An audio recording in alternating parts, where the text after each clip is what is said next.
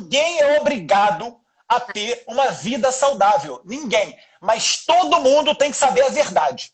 Né? Eu falo muito essa frase, né, nos meus programas, no MES, etc., porque isso é a informação certa. Não pode ser desinformação. Isso é muito importante.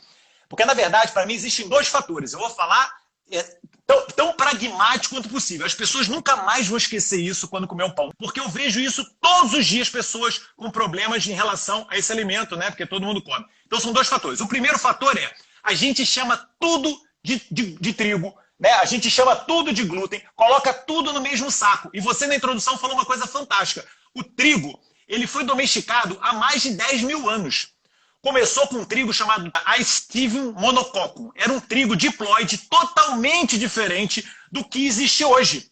Que hoje chama-se o Aestivium. É um trigo completamente diferente, que hoje é hexaploide. A molécula mudou. Então, ao longo desses anos todos, houve uma transição e uma mudança do alimento. Então, ele já teve o Einkorn, já teve o Emmer, existe a espelta, o camute, o trigo durum, em Portugal existe o barbela, existem vários tipos de trigo. Só que o que aconteceu?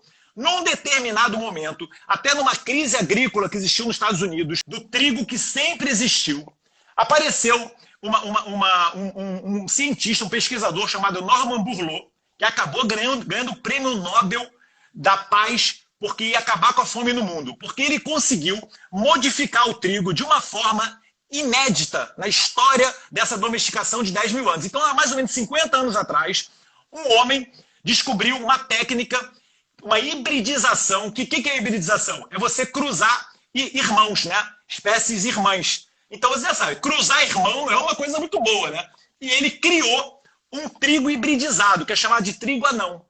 O que aconteceu? Esse trigo hibridizado já é um cereal diferente do que sempre existiu. Por quê? Porque a gliadina, ela tem uma determinada concentração no trigo antigo, e esse trigo novo, ele tem 14 espécies diferentes de gliadina, 5% das proteínas completamente novas, que nunca existiram no glúten anterior.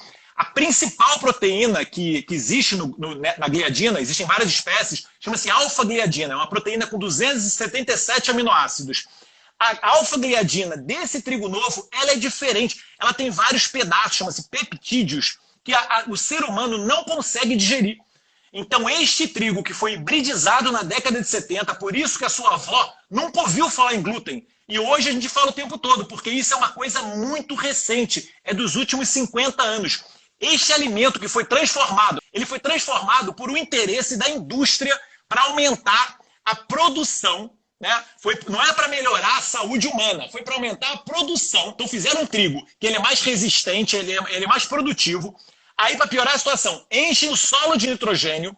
Então, o que acontece? Quando você enche o solo de nitrogênio, o nitrogênio é a estrutura que forma a proteína. Você acaba tendo um alimento com mais densidade de proteína. Então, mudaram a molécula, colocaram mais proteína, então você tem mais concentração de glúten no pão mais recente, e para piorar a situação, ainda colocam pesticidas para você aumentar, diminuir o tempo de colheita e etc, etc. Olha só a salada que o homem, que tem essa mania de interferir na natureza, que é perfeita, né? A mãe natureza nos deu um cereal fantástico. E aí a gente transformou isso para um alimento completamente ET, bizarro, que não tem nada a ver com o trigo antigo e que é muito bom para a indústria. Dá um lucro para a indústria. Só que para o ser humano foi péssimo. Aí existe um outro detalhe que as pessoas têm que lembrar.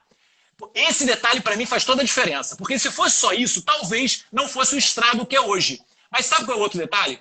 É porque o glúten também tem alguns peptídeos que no nosso cérebro estimulam receptores opioides, igual a morfina.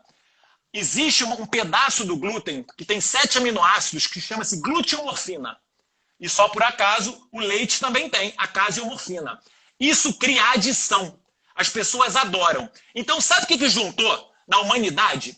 Juntou o interesse econômico de produzir muito com uma população viciada, porque não quer ficar sem aquele alimento.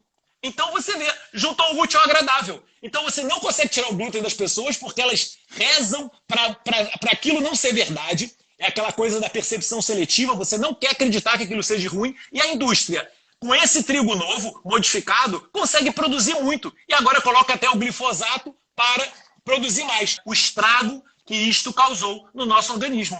E hoje está relacionado com um monte de doença, que aqui a gente não para de falar as doenças.